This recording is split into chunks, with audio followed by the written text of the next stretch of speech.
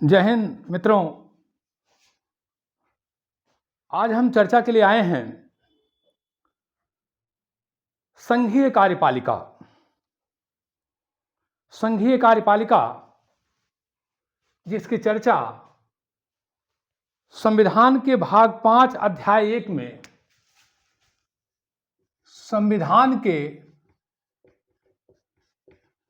भाग 5 अध्याय 1 अनुच्छेद आर्टिकल 52 से 78 तक की हम आज चर्चा करेंगे। इसमें संघ की कार्यपालिका की व्यवस्था है। आपको मालूम है कि भारत में संसदीय शासन प्रणाली है। संसदीय शासन जो ब्रिटेन से लिया गया है, और संसदीय शासन के 2 कार्यपालिका के प्रधान होते हैं। सरकार के 3 अंग होते हैं: कार्यपालिका, व्यवस्थापिका, न्यायपालिका। कार्यपालिका वो जो कानूनों को लागू करती है, क्रियान्वित करती है, पालन करवाती है। तो आज हम कार्यपालिका के अंतर्गत देखेंगे कि कार्यपालिका में संसदीय शासन में 2 प्रधान होते हैं। एक नाम मात्र का होता है, नाम मात्र का अध्यक्ष, नाम मात्र का प्रधान। एक होता है वास्तविक प्रधान। संसदीय शासन में कार्यपालिका के 2 प्रधान। इस पे मैंने संसदीय शासन पे विस्तार से वीडियो बनाया है, आप देख लीजिएगा। एक होता है वास्तविक प्रधान। जो नाम मात्र का प्रधान होता है उसे संवैधानिक प्रमुख भी कहते हैं। संवैधानिक प्रमुख, कॉन्स्टिट्यूशनल हेड। और जो वास्तविक प्रधान होता है वो सारी शक्तियां लिया हुआ होता है, रियल हेड कहते हैं। संवैधानिक प्रमुख ब्रिटेन में सम्राट और भारत में भारत का राष्ट्रपति। भारत का राष्ट्रपति। और वास्तविक जो प्रधान होता है मंत्रिपरिषद। मंत्रिपरिषद सहित प्रधानमंत्री। चूंकि प्रधानमंत्री मंत्रिपरिषद का प्रमुख होता है, इस नाते आप कह सकते हैं मंत्रिपरिषद। तो आज हम संसदीय शासन में कार्यपालिका के नाम मात्र प्रधान पर चर्चा करेंगे, जो राष्ट्र के प्रधान हैं, राष्ट्र के प्रथम नागरिक हैं, और कार्यपालिका के समस्त कार्य उनके नाम से किए जाते हैं। जो भी काम होगा उनके नाम से होगा। वास्तव में जो शक्ति की बात आई तो भारत में राष्ट्रपति पद का जो शक्ति थी, कार्य थे, सम्मान था, वो ब्रिटेन के सम्राट से लिया गया। और जो नाम था वो अमेरिका के संविधान से लिया गया। जो राष्ट्रपति शब्द का नाम है राष्ट्रपति, ये अमेरिकी संविधान से लिया गया। और शक्तियां ब्रिटिश संविधान से ली गई। शक्तियां जो थीं, कार्य जो थे, वो ब्रिटिश संविधान से लिया गया।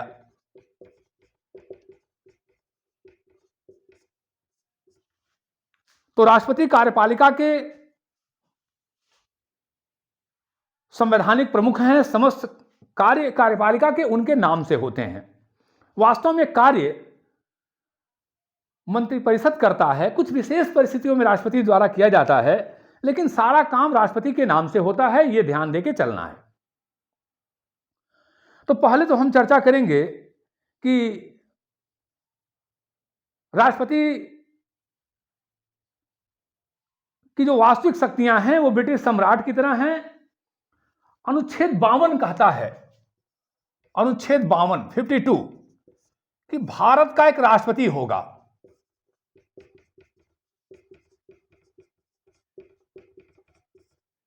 भारत का एक राष्ट्रपति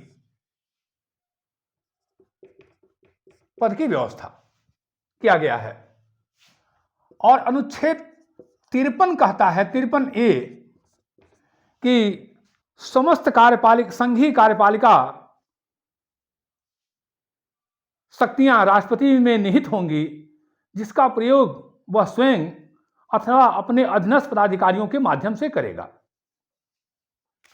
संघीय कार्यपालिका शक्तियां राष्ट्रपति में निहित होंगी, जिसका प्रयोग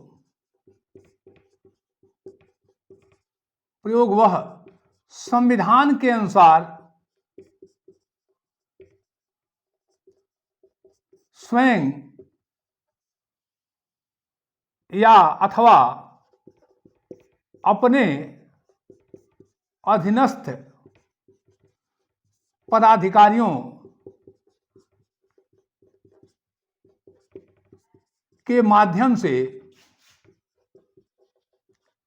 करेगा। ये बहुत महत्वपूर्ण है जानना कि संघीय कार्यपालिका शक्तियां राष्ट्रपति में निहित होंगी, जिसका प्रयोग वह स्वयं अथवा अपने अधीनस्थ पदाधिकारियों के माध्यम से करेगा। अब अधीनस्थ पदाधिकारियों का मतलब हुआ, ये जो अधीनस्थ पदाधिकारी हैं इनका मतलब मंत्रिपरिषद के अनुसार करेगा। ये तो यहां तक क्लियर हुआ। अब सवाल उठता है कि राष्ट्रपति पद की योग्यता क्या है। योग्यताएं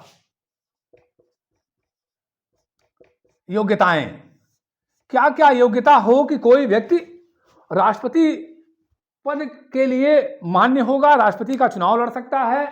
राष्ट्रपति पद के लिए कुछ योग्यताएं निर्धारित की गई हैं। इसमें पहला है कि वह भारत का नागरिक हो, 35 वर्ष की आयु हो, लोकसभा निर्वाचित होने की योग्यता रखता हो,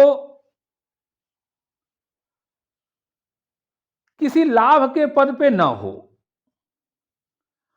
अब एक चीज और क्लियर कर दूं कि राज्यों के राज्यपाल, राष्ट्रपति, उपराष्ट्रपति, राज्यों के राज्यपाल, संघीय कार्यपालिका में मंत्रिपरिषद के सदस्य, राज्य की कार्यपालिका के सदस्य इत्यादि पद लाभ के पद नहीं माने जाते हैं। और मान लीजिए यदि कोई व्यक्ति लोकसभा का सदस्य है, राज्यसभा का सदस्य है, किसी विधानमंडल का सदस्य है, विधानसभा विधान परिषद का, अगर वो राष्ट्रपति निर्वाचित हो जाता है तो शपथ ग्रहण से पहले उसे त्यागपत्र देना पड़ेगा। यह भी क्लियर हो गया। अब राष्ट्रपति पद के लिए 50 मतदाताओं द्वारा प्रस्तावित और 50 मतदाताओं द्वारा अनुमोदित होना चाहिए। वो 50 मतदाता प्रस्तावक कहां होंगे? पार्लियामेंट मेंबर्स होंगे। पार्लियामेंट मेंबर 50 मतदाता प्रस्तावक होंगे और 50 मतदाताओं द्वारा अनुमोदित होना चाहिए। इसका इस नाते किया गया कि कोई भी जिसके मन में आए वो राष्ट्रपति का चुनाव लड़ जा रहा है, कोई भी लड़ जा रहा है, तो इस ऐसी स्थिति ना हो कि जिसके मन में आए वो राष्ट्रपति का चुनाव लड़ जाए। तो कम से कम 50 प्रस्तावक होंगे, 50 आपके अनुमोदक होंगे, तो एक संख्या आपकी आएगी कि हाँ भाई ये चाहते हैं कि आप राष्ट्रपति पद के निर्वाचन में उम्मीदवार बने। इस नाते ऐसा किया गया। जो जमानत राशि है वो 15,000 रुपये है कि 15,000 रुपये जमानत राशि होगी। अगर आप कुल पड़े वैध मतों का 1/6 हिस्सा नहीं पाते हैं तो जमानत जब्त हो जाएगी। 1/6 कुल वैध मत जितना पड़ेगा उसका 1/6 अगर नहीं मिलेगा तो आपकी जमानत राशि जब्त। और अगर उतना प्राप्त कर लेते हैं, विजयी तो कोई एक होगा, तो आपकी जमानत राशि जब्त नहीं होगी, उन्हें वापस मिल जाएगी। अब सवाल उठता है कि राष्ट्रपति पद के लिए पुनर्निर्वाचन की क्या व्यवस्था है।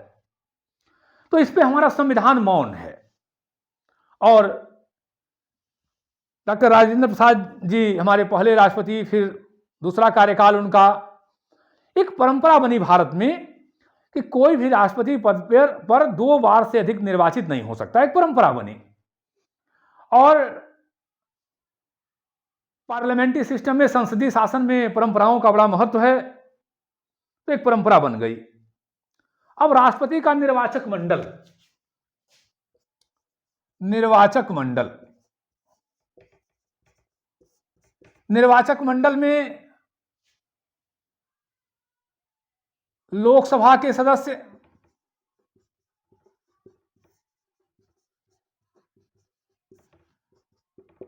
राज्यसभा के सदस्य,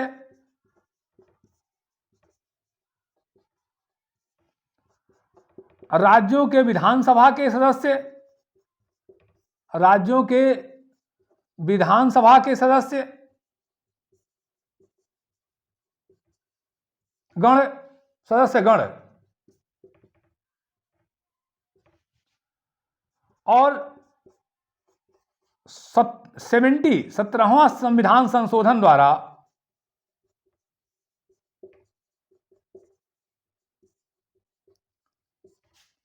दिल्ली और पांडिचेरी, दिल्ली एवं पांडिचेरी जो संघीय क्षेत्र है के विधानसभा के निर्वाचित सदस्यों को भी, ये हुआ था 1992 में, निर्वाचित सदस्यों को भी शामिल किया गया, को भी सम्मिलित किया गया। तो लोकसभा के सदस्य, अच्छा एक चीज और क्लियर कर दूं, जो राष्ट्रपति पद की योग्यताएं हैं ये आर्टिकल 58 में है, आर्टिकल 58 में है, थोड़ा क्लियर करते चलें। और जो निर्वाचक मंडल की व्यवस्था है ये आर्टिकल 54 में है, तो थोड़ा क्लियर होता चला और ज्यादा। तो लोकसभा के सदस्य, राज्यसभा के सदस्य, विधानसभाओं के सदस्य और 70 अमेंडमेंट 1992 द्वारा दिल्ली और पांडिचेरी के संघ शासित राज्य के विधानसभा के निर्वाचित सदस्यों को भी शामिल किया गया। एक चीज और क्लियर कर दूं कि निर्वाचित सदस्य जो नॉमिनेट वगैरह हैं वो मत नहीं देंगे, वोट नहीं देंगे।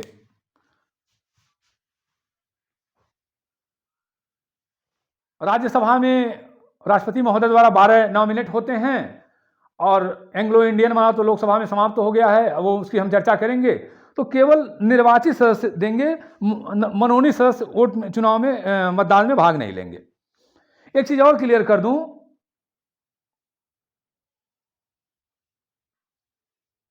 कि अगर किसी विधानसभा सस्पेंड चल रही है तो राष्ट्रपति का चुनाव हो जाएगा। उस चुनाव में उस राज्य के विधानसभा के न रहने का कोई फर्क नहीं पड़ेगा। अब आई राष्ट्रपति की निर्वाचन की रीति, निर्वाचन प्रक्रिया, राष्ट्रपति के निर्वाचन की प्रक्रिया।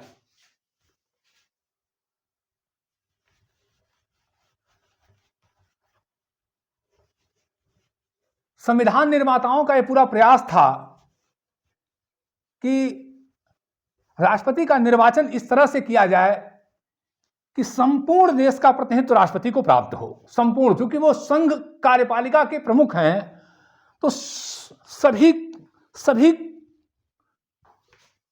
को उनके निर्वाचन में शामिल किया जाए। इस नाते उन्होंने विधानसभाओं के सदस्यों को भी जोड़ा। ऐसे हमारे संविधान निर्माताओं की सोच रही। तो राष्ट्रपति के निर्वाचन की प्रक्रिया,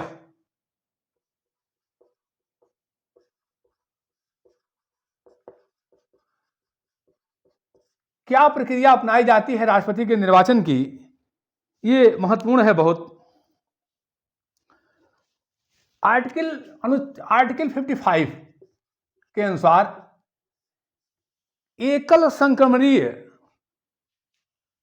आनुपातिक एकल संक्रमणीय मत पद्धति, आनुपातिक एकल संक्रमणीय मत पद्धति पर का प्रयोग किया जाता है। आनुपातिक एकल संक्रमणीय मत पद्धति का प्रयोग किया जाता है। गुप्त मतदान होता है।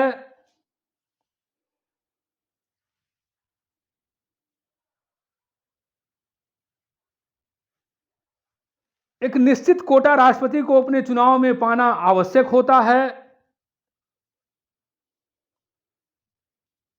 अब इसमें दो तरह की स्थिति आती है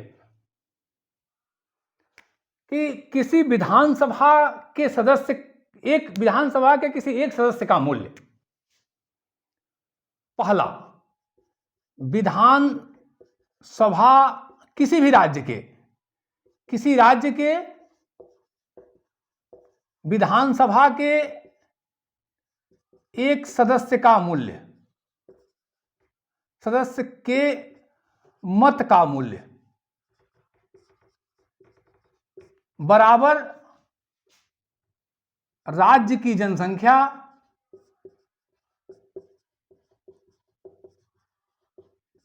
बटे विधानसभा के सदस्यों की संख्या। विधानसभा के सदस्यों की संख्या यानी किसी राज्य की जनसंख्या जितनी है, और ये जनसंख्या 1971 की जनगणना के अनुसार अभी चल रहा है। अभी 2026 तक यही है, आगे देखिए क्या होता है। तो किसी राज्य के एक विधानसभा के सदस्य का जो मत का मूल्य है, राज्य की कुल जनसंख्या बटे विधानसभा के एक सदस्य, कुल निर्वाचित सदस्यों की संख्या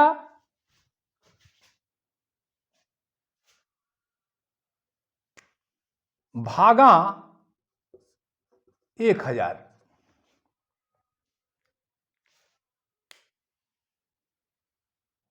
राज्य की कुल जनसंख्या यहां कर दें, थोड़ा और क्लियर हो जाएगा। राज्य की जनसंख्या बटे विधानसभा के सदस्यों की संख्या भागा 1000।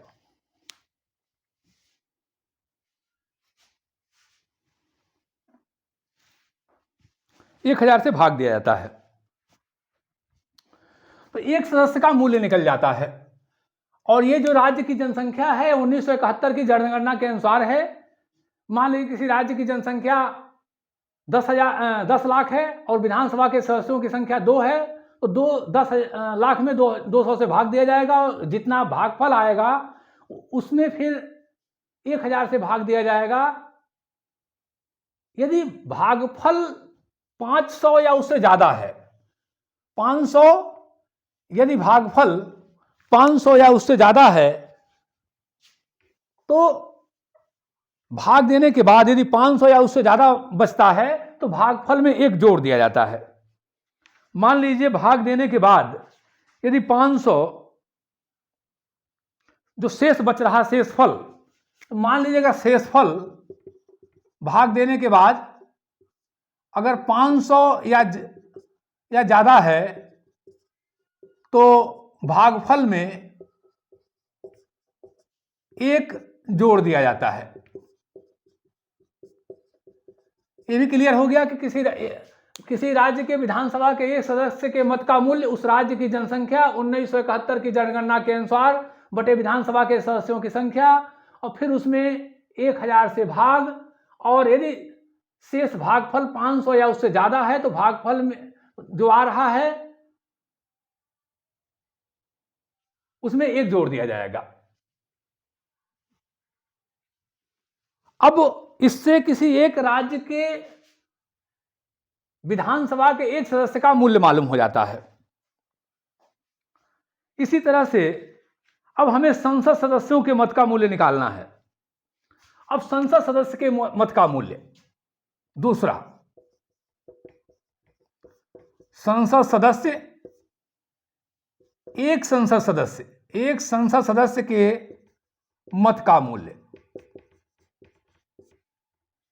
बराबर कुल विधानसभा के सदस्यों के मत का मूल्य, कुल विधानसभा के सदस्यों के मत का मूल्य बटे संसद सदस्यों की संख्या।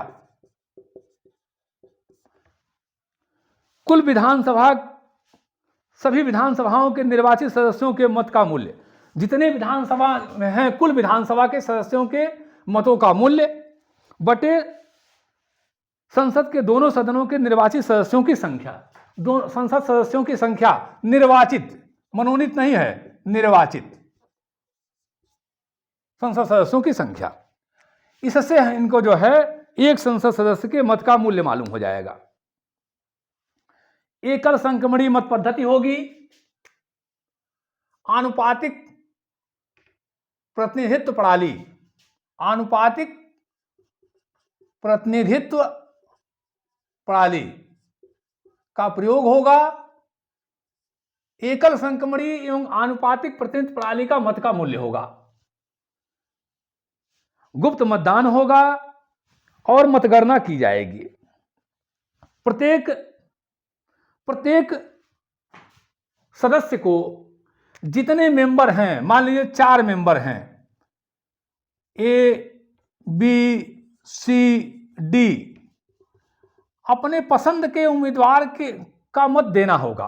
मान लीजिए 4 प्रत्याशी हैं, हम 4 प्रत्याशी मान लें, तो सभी को प्रथम वरीयता के क्रम में, पहली वरीयता, दूसरी वरीयता, तीसरी वरीयता, चौथी वरीयता के मत उन्हें देना होगा। अब राष्ट्रपति को चुनाव जीतने के लिए 50% से एक अधिक एक वोट पाना है, जिसे हम कहते हैं न्यूनतम कोटा। न्यूनतम कोटा राष्ट्रपति को निर्वाचित होने के लिए न्यूनतम कोटा पाना है। अब ये न्यूनतम कोटा क्या है? कुल पड़े वैध मत बटे 2/1। कुल पड़े वैध मत राष्ट्रपति को निर्वाचित होने के लिए न्यूनतम कोटा चाहिए। न्यूनतम कोटा बराबर कुल वैध मत बटे 2/1। कुल वैध मत बटे 2/1, यानी जितने वोट पड़े हैं उन मतों में से 2, मान लीजिए 2500 वोट पड़े हैं, मान लीजिए 2500 वोट पड़े हैं, तो 2 से भाग दे दीजिए और 1 जोड़ दीजिए, यानी हो गया आपका 1251 वोट चाहिए चुनाव जीतने के लिए राष्ट्रपति को। अब एक चीज आपको समझाता हूं कि ये वोटिंग होती कैसे है। मान लीजिए ए बी सी डी 4 प्रत्याशी हैं और अगर पहले ही बार में मतों की गणना हुई और किसी को 1251 मत मिल गए, वह चुनाव जीत जाएगा। लेकिन अगर किसी को भी 1251 वोट नहीं मिले, मान लीजिए किसी को भी 1251 वोट नहीं मिले और ए को पहले वरीयता में 950 वोट मिले, मान लीजिए इनको 700 वोट मिले, इनको 500 वोट मिले, इनको 350 वोट मिले, मान लीजिए ऐसी स्थिति बन जाती है कि प्रथम क्रम की गणना हुई, प्रथम वरीयता का मत में ए को मिला 950, बी को मिला 700, सी को मिला 500 और डी को मिला 350। ये स्थिति आई, तब क्या होगा? तो जब दूसरे प्रथम